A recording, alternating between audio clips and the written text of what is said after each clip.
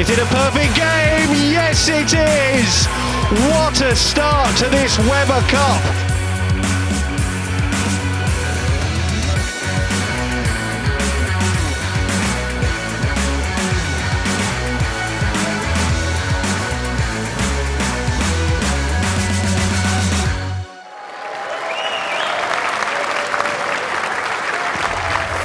Welcome to the 888.com Weber Cup at the Barnsley Metrodome. USA have already established a formidable lead, but Europe are fighting back. It's been an amazing start. We've had history-making 300 games and a fight back from Team Europe. They were 5-1 down, but they're on the charge. This is what's happened so far. Team Europe, captained by Mika Koivuniemi, had a rocky start to their campaign. They couldn't stop the force of Team USA, who celebrated 2 300 games back-to-back, which helped them take a 5-1 lead. The second session saw Team Europe battling back, however. In the second Baker match of the event, an open frame from Barnes gave Europe the advantage, and they held their nerve to beat their American rivals, and they took their second point. Following that, it was a doubles clash, and the European duo Dom Barrett and Stuart Williams had one strike off a perfect score to beat the American pairing Mike Fagan and Tommy Jones. This is confirmation of the scores in session 2. Team Europe, who had a poor start to this year's Weber Cup, won the Baker match and the first doubles game, and the USA now lead by just 5-3. Coming next, it's Stuart Williams versus Tommy Jones, and the American will be hoping to repeat his success in his previous singles clash when he hit a perfect score. Before the event got underway, we caught up with Mr. 300. I started bowling when I was 4 years old, and it was something that my uncle took me to do. I couldn't wait to get out of school and go practice and bowl some games and all that stuff, and it's just something that I've done my whole life, and it's something that I would never trade. When I won the United States Open in 2006, it was just like a dream come true and something that I didn't really think that I was ready to do, and I was fortunate enough to accomplish that goal. I think this is my 7th year bowling the Weber Cup, and something I look forward to every year, and there's nothing like it in the sport of bowling. The name Weber Cup means so much to us because of Dick Weber, what the tournament's named after. He was a great ambassador of the sport, and I got to meet him a couple of times, and he was just always a nice guy. So anytime that you put his name on something, you want to come out on top and be the champion. When you put on the colors for your country, you never want to disappoint your country, you never want to disappoint your teammates, and it's just something that means a lot to us. And it's not any different this year. Team USA determined to hold on to their trophy, but can Europe continue their fight back? Let's find out. Ladies and gentlemen, a big welcome, representing Team Europe, Stuart Williams.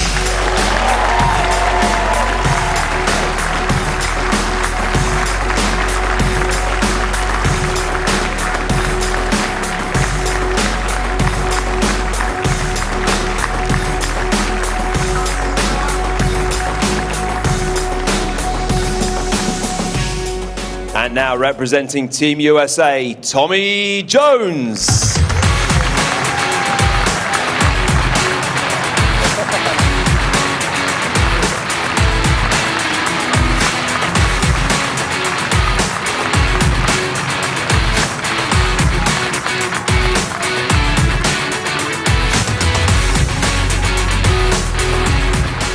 And over to your commentators, Cass Edwards and Andy Bodfish.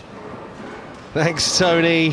So, the first of 2 singles matchups in this second session. They have a couple more doubles to enjoy as well. But first up, Tommy Jones against Stu Williams. Stu, in combination with Dom Barrett, having got the better of Tommy, partnered up with Mike Fagan in the doubles match, which followed the opening Baker, both of which Europe won. The messenger really helps Tommy out in this opening frame. It was a great looking shot, hits the headpin nice and hard and full. Unique style of Tommy Jones. Hits the 1-3 pocket, leaves the 7-10, but converts them both with that messenger. Great strike to start with, puts the pressure right back on Williams after the frame number 1. So that's the gauntlet laid down by Tommy.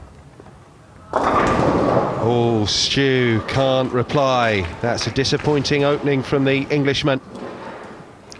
Yes, it's 3-6-10 he's left on the right-hand side. Not a class to spare.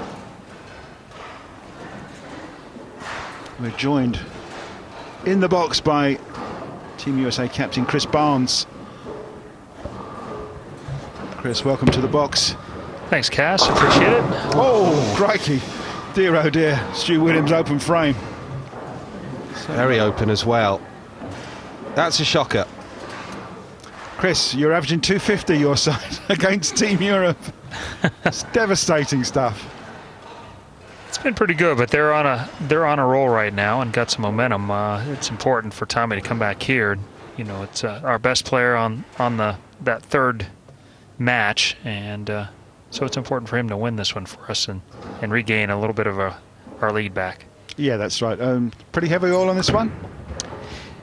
Yeah, 43 feet, 4 feet longer than the session one, and he plays quite a bit tighter down lane. You saw, especially in the Bakers, everyone was having a hard time getting their ball up. A lot more two pins, light pocket shots, and players have made some adjustments now, and they're getting pretty close. I think Tommy has to take advantage of the early run here.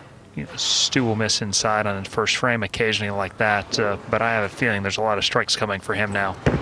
Yes, we mentioned that just now. It's all guys are playing sort of 12 to 15 and just letting the ball roll up to the 1-3 pocket. And it's just becoming a bit of a carry contest. Well, Tommy, perfect so far. And talking of perfection, Chris, how does it feel to record a perfect game in the Weber Cup? What a moment that was for you. Yeah, it's always great to, in front of a crowd like this and on TV, bowl 300. It's had one in the World 10-Pin Championships a while back, but it has been a while, and one on the PBA Tour. And you know, it never gets old shooting 300. Yeah, I did mention in commentary, it's not the first time you've done it on TV. And not the first time Tommy's done that, actually, in this Weber Cup. Yeah, the reset. Bit of a false start there, managed to hang on to the ball. Very high backswing, there he goes. Does he just lose it there at the bottom of the swing for whatever reason? Something caught his eye down there. Yeah, down to the right. I'm not sure what it was. It looks like it was off our camera, but we'll blame it on the cameraman, I think. He's not going to pull a Pete Weber thing and start yelling at anybody in the stands. He'll regroup here. This shot, though, is always a little bit hard. When you hang on to it that long, there's some memory there, and it's there's a little hitch sometimes at the very bottom that you don't want to really let it go. Sure, I understand that, but he's going to take his time and regroup, as you say, and it's professional enough to just do that and hopefully not let it affect him. Working 2 strikes in a row, looking for the third one, take advantage of Williams' open frame in frame number 1. Beautiful, and that is 3 from 3 for Tommy. He's got that same look again. Don't even go there. We've only bowled 3 frames. No, I don't think he's actually going to get it this time. I've seen it when it's really, really good, and the motion through the pins isn't quite right to probably shoot 300. But I think 250 is probably. We're looking at minimum 257.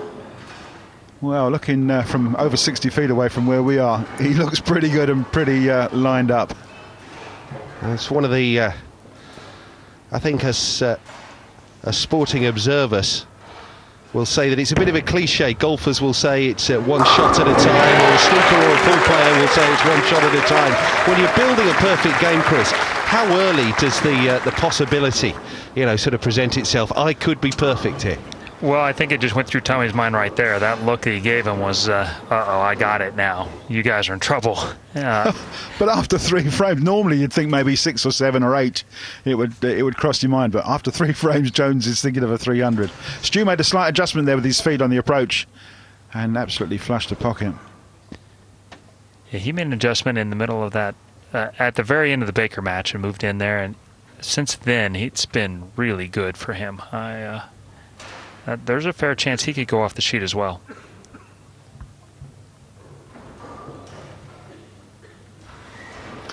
Oh, we're missing a pin down there that didn't set the 7 pin this time.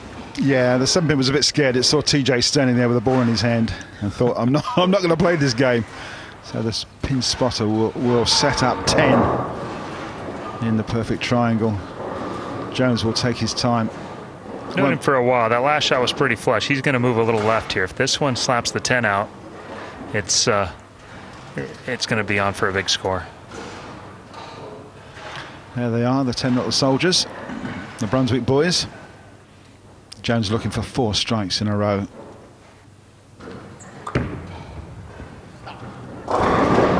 And getting 4 strikes in a row. Well, just he tripped the 7 and not the 10. It just went a fraction wide, but got some meat in the back end and just hit the headpin, made everything fly.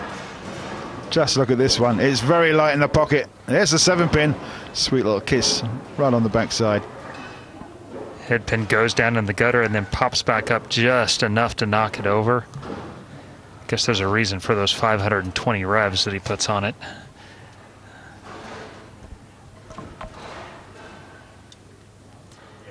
Certainly the highest rev rate of anyone in the field this year without the two-hander Osku being in the field. Yeah, we were talking earlier about no lefties. I've always liked to see a lefty in either side, but 8 right-handers this year. Any thoughts on that? Sounds perfect to me. Yeah, I know. I know what you're saying. Stu's had a full start. He's going to come back and regroup. It's always difficult because they're never quite the same on the left and right. And it may be an advantage one way or the other, but you know, unless they're bowling each other, it's someone's always got a little bit of advantage. So. And Chris, just a word about the Metrodome here in Barnsley and this unique format, single lane. Not something you're necessarily used to the other side of the pond. No, across the pond we never see the one lane by itself like this. So a very unique setup and one of my favorite setups anywhere, where the crowd can be this close. And here at the Metrodome, they tend to show up in force. So full crowds on all weekend long, and lots of energy buzzing through here. Yeah, and of course, so it's the 9th year we've been here at Barnsley. They're quite a knowledgeable crowd now. Not necessarily all bowlers, but they've certainly learned the game and got to know you guys. And they're polite to us, probably more than I would expect after watching some English football matches that are actually quite cordial. Yeah. But, more than I would expect. But they're starting to wake up this morning for sure. And more polite than you might expect, particularly after last year and the way you blitzed Europe into submission. Certainly over the course of that last session, didn't even need the last session. I might add, the business was done in that penultimate set of singles and doubles. No one quite expected the margin of victory that Team USA were able to produce last year. Tommy looking for 5. Makes 5. As clean as you like, as clean as a whistle. Super bowling from Tommy Jones thus far. Here we see Tommy in full flight. Really high backswing, deep knee bend, a long slide. Fabulous follow through. Great balance. And it ends up being a strike. Something he does very often.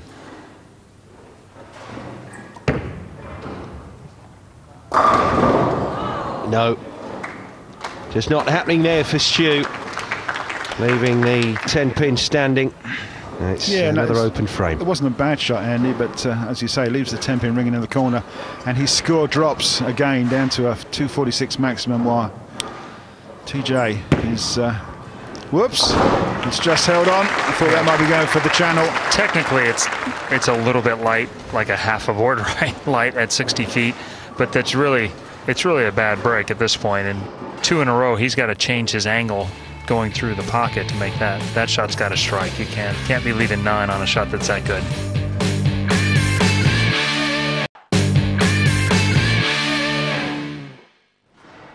It's day 2 here at the Barnsley Metrodome. Stu Williams is against Tommy Jones, and the American looks to be on his way to scoring his 2nd perfect game here at Weber Cup 14. Let's go back over to your commentators. Oh yes, 6 in a row for Tommy. Yes, Tommy Jones hitting the strike, and his new wife there, she's looking rather pleased. TJ has gone 6 strikes in a row. And you were saying a bit earlier, Chris, that he looked kind of focused. Even more so now, surely. He has the right look. He knows he's on 240 pace already, so he's got quite an advantage to where it basically stays clean with good count, and he'll be in good shape. But he's thinking about 300 now. And now it's wide open. Absolutely, yeah. And what we talked about, he had to do something a little bit different to get it go through the pins. His other ball, I thought, was going through the pins better. I would have chosen a speed change with that same ball, but yeah, he knows now better for what he'll do next time around. Yeah, pretty fortunate to break the 210 split up there, but it's a spare is all it can be.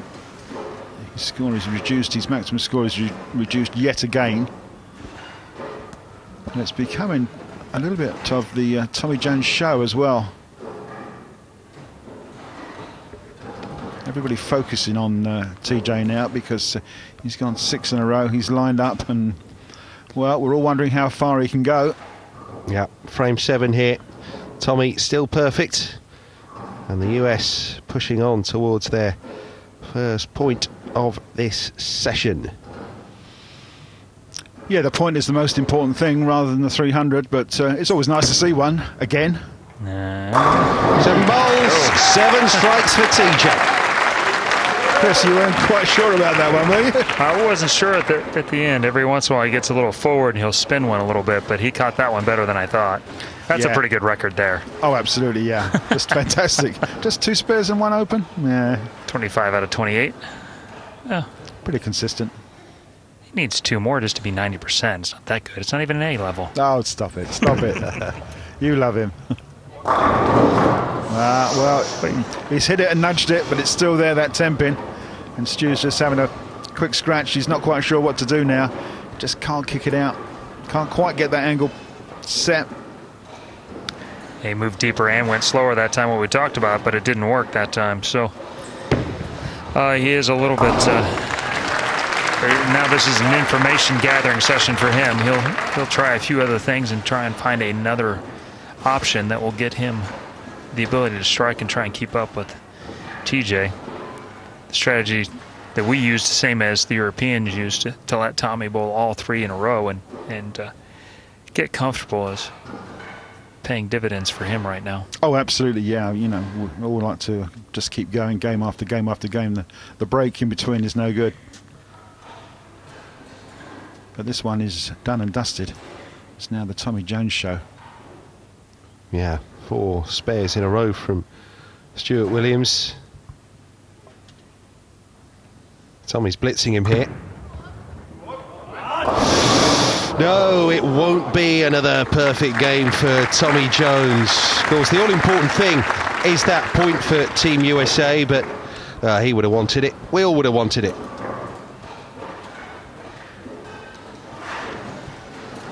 Yeah, it just gets away from a little bit wide, snagged up in the oil, light on the head pin. 210 split is makeable. I'm sure he's going to give it a shot. Yeah, the direction wasn't so much a problem there at the bottom, but you can see his follow through. He had lost it at the bottom, was trying to pull it back through up on line, and instead of where he's up underneath it when he really gets it back from. It seems like everywhere, places that the rest of us can't have any chance of getting it back from. He's just contemplating what has happened. I'm sure he's not going to worry about it. It's the point that's the most important thing for Team USA. He does like to shoot 300 there and give a little glance over to the Team Europe over on the sideline.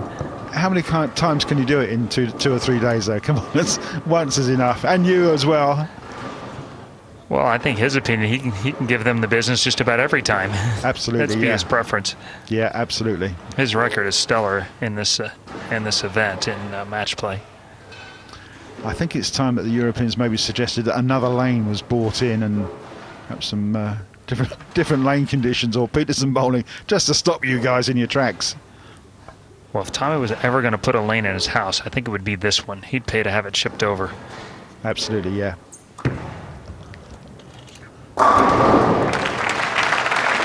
Back with a strike after that open frame in the 8th. Yeah, we're up to the foundation frame, frame number 9. Tommy looks very relaxed. 266 off the sheet will look good. More importantly, the point on the board. 2 in a row for Stuart, so he's learning something at the end of this game. What do you make of those T-shirts, Chris? Keep calm and spank the Yanks. Well, we told them they did a great job of keeping calm in the first session. They didn't say much at all, actually. Yeah, indeed. Just the second bit they're having a problem with at the moment. Yeah. There's Dom's brother there on the left, Ollie. He is the main vocal cheerleader for this group, and the first 2 matches here, I was getting an earful sitting right in front of him. Whoa. A little bit of experimentation there from TJ. That was just a fumble. Yeah, fortunately it's not going to make too much difference. All for naught. I think he might need a couple of pins here. Actually, he doesn't need any. That was enough. But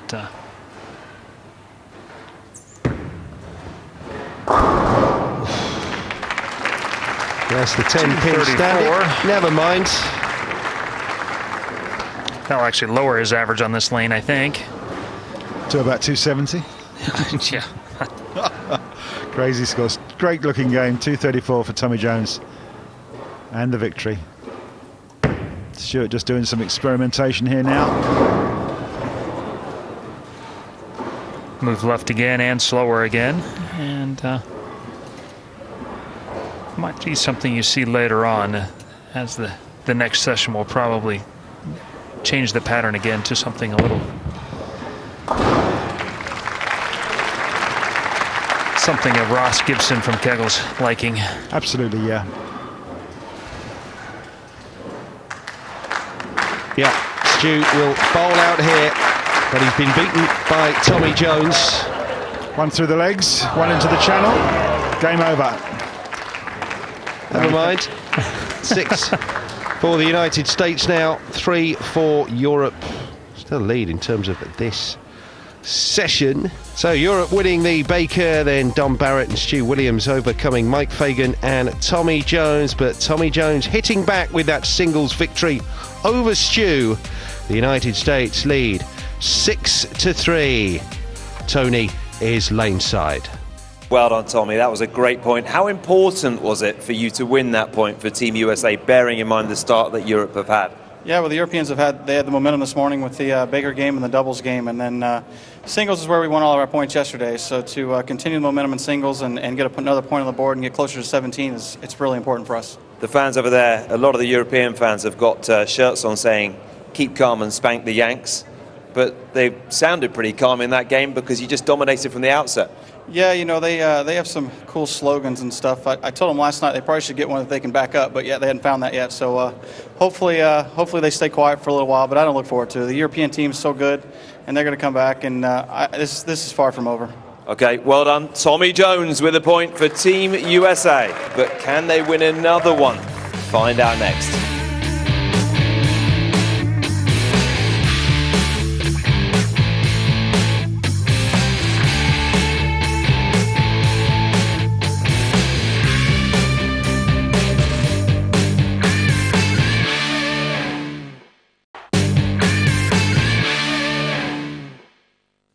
We are at the Barnsley Metrodome in Yorkshire for Weber Cup 14. It's the Ryder Cup of 10-pin with the Europeans up against the Americans. USA, USA, USA. And Team USA started their campaign well, winning 5 matches in a row. Team Europe began their comeback but still trail 6-3. Coming next, it's the doubles match featuring the team captains. Playing for Team Europe, it's the infamous Mika Koivuniemi and the man who was on the Weber Cup winning side back in 2009, Martin Larsson. I'm the new captain, and hopefully I can show the good example how I bowl if I lead by example and fight for every shot and show what we need to do. Well, Mika's been one of those guys I've been looking up to as a bowler for a long time. He takes bowling really seriously and he pretty much knows everything about the game. Martin came back after 3-4 years when you were off, and right now he's bowling probably better than ever. So it's great to have him back in the team, and I have confidence on Martin. The American contenders are one of Tenpin's greatest players, Chris Barnes, and 4-time PBA winner, Bill O'Neill. I think that our strength on the U.S. side is Chris and Tommy. They bowl so well here and on this particular lane here. I think that's our advantage. I don't think there's anybody that has bowled better than those two guys in this event. Bill has become kind of the consummate professional. He's the nice guy. He makes you like him even when he's beating you. And it's a tough trick to pull off, but one of the best guys on the tour. He's got a high rev rate, but he can play different parts of the lane. He's got great touch, and as you can see, he's pretty strong too. Okay, then we're ready to go and to welcome into the arena for our next doubles match, Team Europe, Mika Koivuniemi and Martin Larsson.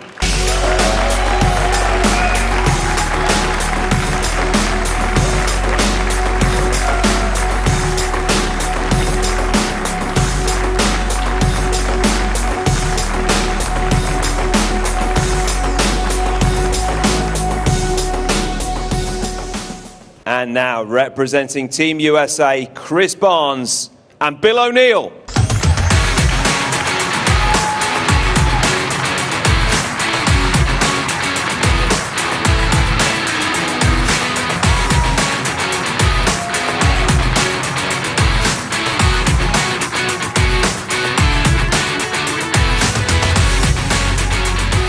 It is time for Europe versus the United States in this doubles match with your commentators Cass Edwards and Andy Bodfish. Chris Barnes and Bill O'Neill of the United States taking on Mika Koivuniemi and Martin Larsson, Europe's Scandinavians here. Fourth match of the session, second in the doubles. Europe won the Baker. Tommy Jones for the United States won the opening singles. Opening bowl here from Mika, and it's a clip. Immediately brings out the Moose Patrol. It's a great looking shot from the Moose. His nickname here at Barnsley. A little bit wide of target, but great reaction in the back end. Hits them slightly thin, makes them spin. Oh, I will accept that one. Very nice too, thank you. So it's a perfect start for Europeans. Pressure immediately back onto the American captain, Chris Barnes, who would like to do the same. Of course, it's not something you're going to put past him. There he is, Chris Barnes, so smooth, isn't he? A very calm character. A consummate professional. Andy, both these guys like bowling on the fresh, which is a freshly dressed lane. Of course, they prefer to have some length on their ball before it snaps back, and it's part of the strategy of the American side. So putting the players in the right place depending on the lane condition. And Martin there can't quite follow Mika. And he's left to spare. Yeah, unfortunately the two-pin wouldn't go here because it's hard and fast, and that is only just made the headpin. There's a bit of debris wood flying around, but the two-pin stands, and it's a spare that the captain's going to have to take.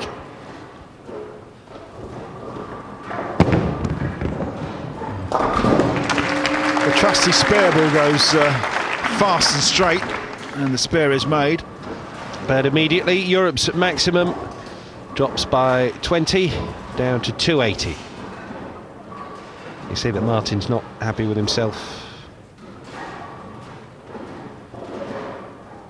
Yeah, he's got to get the pace of this lane, get the right ball speed, the right rotation. The first one was just slightly wayward. Bill O'Neill looking for 2 strikes in a row for the Americans. Claimed. Well, you won't see much better than that. That was just the perfect strike. Sat up nicely at about 48 feet, turned up into the pocket, carried all 10. No wonder Chris is very happy. Early lead for the Americans, 2 strikes in a row. A little bit of pressure here now for Martin Larsson. Ranked number 5 on the European Tour ranking system this season. So they spare last time out, up first again, and leaves that classic split. Not quite got a break with that tumbling 10-pin. So that will be a spare left for Mika to dispatch. Yes, interestingly, had he left the 7-10, Mika would have had to stand up and try and spare it, which he has done already in this event. If you missed it, the mighty Mika spared the 7-10 split during session 1.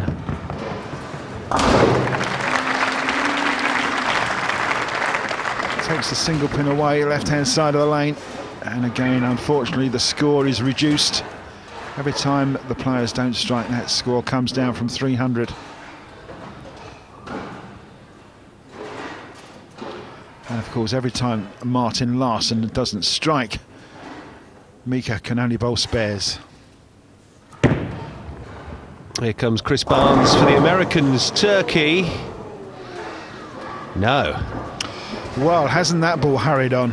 I've said we're playing on freshly dressed lane. There's a lot of oil down there. It's long, it's down to 44 feet. And he has left the 2, 4, 8 and the 10, which is pretty much an impossible spare. It's almost a trick bowling shot, but as in the previous session, Mike Fagan actually spared this one. Can he? Can he? Can he? So nearly! Certainly giving it a try. 99 times out of 100, that is an open frame, and unfortunately it is. Well, an overflowing highlights reel already nearly had another clip to be bolted on. Not quite. All very interesting now. Yeah, just a short lead for the Team USA. Here comes Martin. Almost a similar ball. Just strayed a little wide, and it stayed out there in the oil. Martin's just got to tighten this line up, reduce that speed slightly. He's left the 2, 8, 10 this time. Again, it's gone wide. You can see it's out past that lane marker at 43 feet, and it's just not made it back now. Sort of running out of frames, and unfortunately Mika is sitting in the spare man's position, and that's all it can be, just an open frame. Yeah, really conservative pace there. That's a bit of a downer for Team Europe.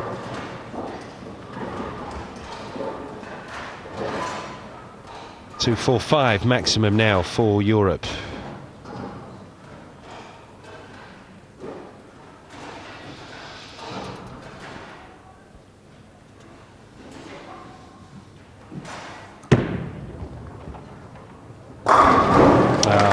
After the blip in frame 3, Barnes with a strike. Yes, it restores a little bit of normality to Team USA. Hard and straight, kept the ball very tight to the head pin. Not looking for too much hook. I'm just going to give Bill O'Neill the opportunity to stand up and shoot for a double. 3 consecutive spares for Team Europe and Martin Larsson.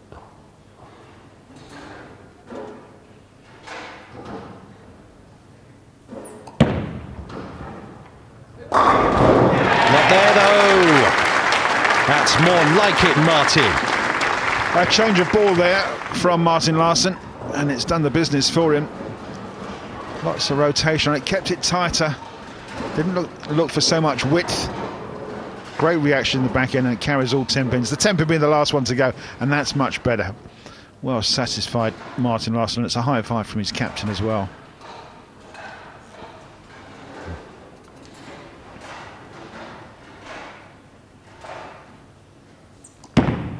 Bill O'Neill, the real deal.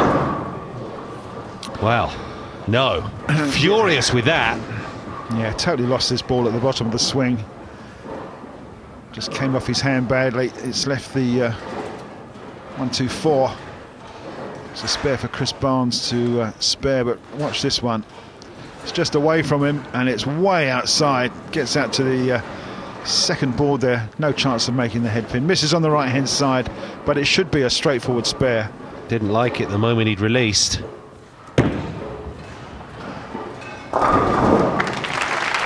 Safe from Barnes. Yeah, just tidies it up. It's a couple of errant shots from Bill O'Neill, but that's the situation at the halfway stage.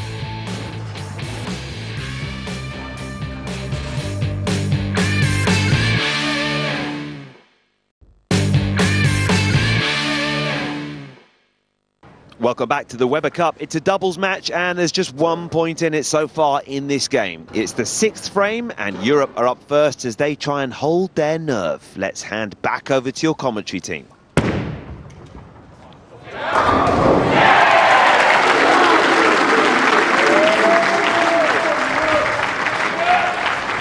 Yeah, double time for the Europeans. Puts a smile back on Martin Larsson's face as well. A great looking shot, lofted down the lane, a characteristic of Mika's game, and a lot of reaction in the back end, carries all 10.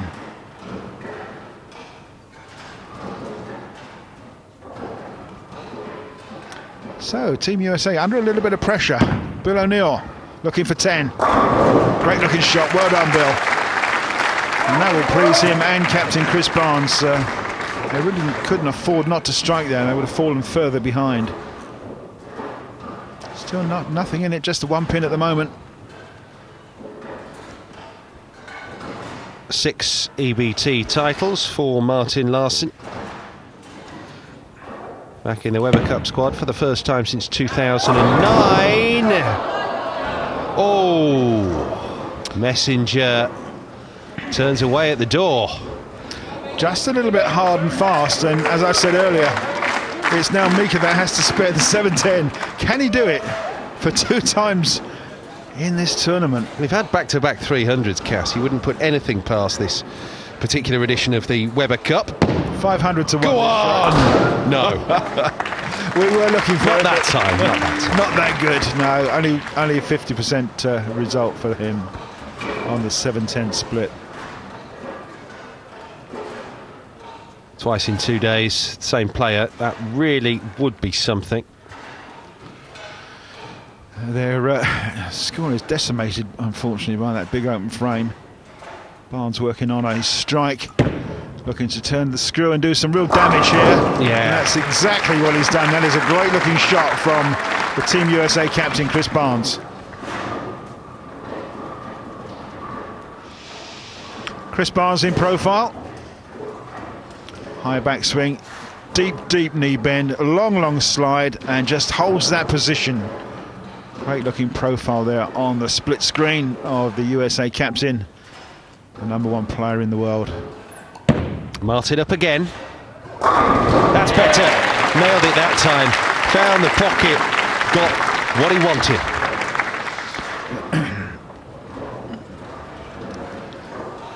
By contrast, Martin Larsson, split screen profile.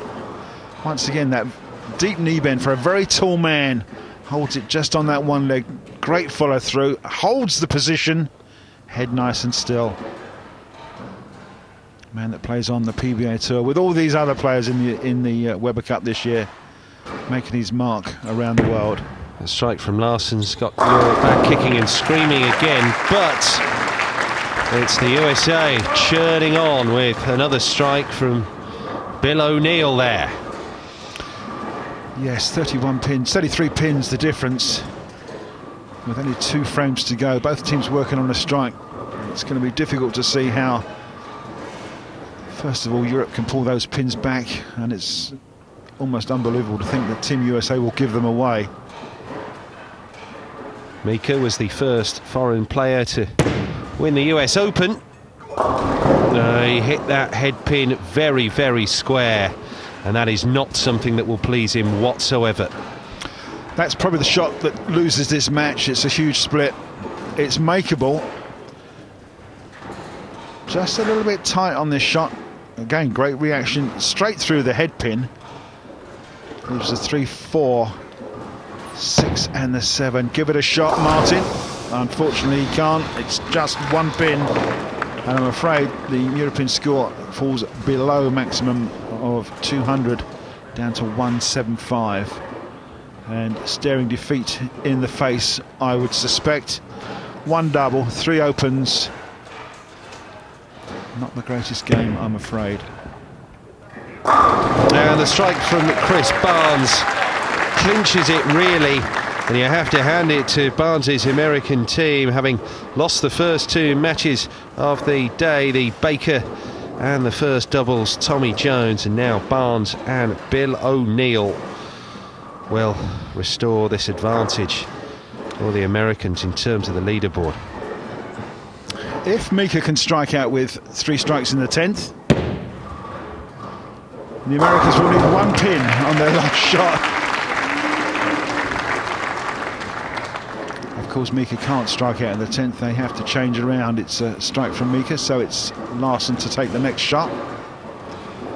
They can strike off between them for 175, and the Americans are already on 174.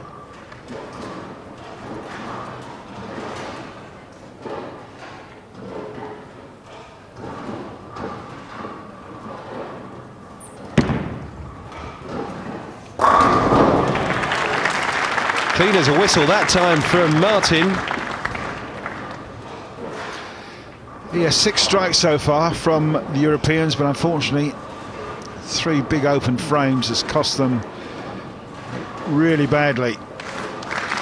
Mika looking for just a little bit of moral support from the European fans in the audience. Just bowling for fun, and it's not very much fun because 173 is their score. It's the lowest score of the whole tournament. Involves the captain as well, so not really doing what he would have especially wanted to do, and delivering a captain's performance, leading out from the front here. Mika, a Scandinavian pairing of Mrs. Koivuniemi and Larsson, tumbling at the feet here of Barnes and Bill O'Neill.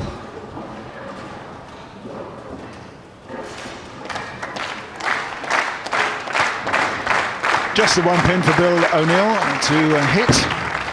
Victory is assured. And strike for good measure. Going out in some style with a 5-pack. Going to be 7 points for the United States at the end of this match.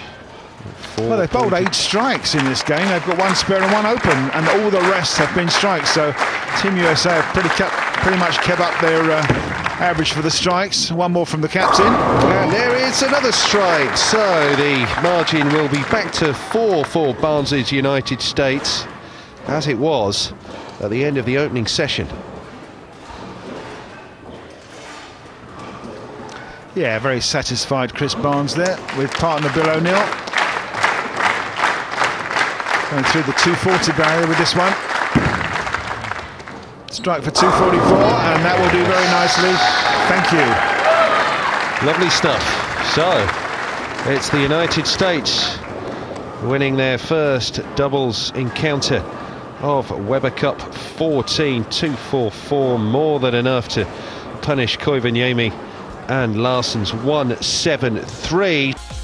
So this is how things look. It was 5-1 at the end of the first session, with 2 matches to go in the second. The United States lead 7-3. Over to Tony. Thank you, well done indeed. Another point for Team USA. You're enjoying it, aren't you? Yeah, well, I'm enjoying hitting the head pin a few times. My bad ones always miss the head pin, but luckily enough my teammate here could make my spare and then set me up with a few strikes. You've got a busy session, haven't you? Because you've got a few more games coming up this afternoon. Yeah, this format is tough because you're constantly going in and out, but we've set it up for me pretty well that I can stay on the lanes and stay loose. Yeah, Chris, important point for you guys, and you've managed to re-establish that buffer, that lead that you had last night. Right, and that was important for us to get this against some mistake room and some when the bad breaks and they all even out eventually, when they go the other way, then we have a little bit of room. Is mistake room important at the Weber Cup? I mean, you are a man who's played here many times and you know all about this format. Well, certainly, as talented as the other team is, if they get it figured out, the scores will come big and they'll come often, and so we're going to need, we'll probably need it at some point. Okay, Chris, thanks very much indeed. Well done to Team USA, who've won yet another point.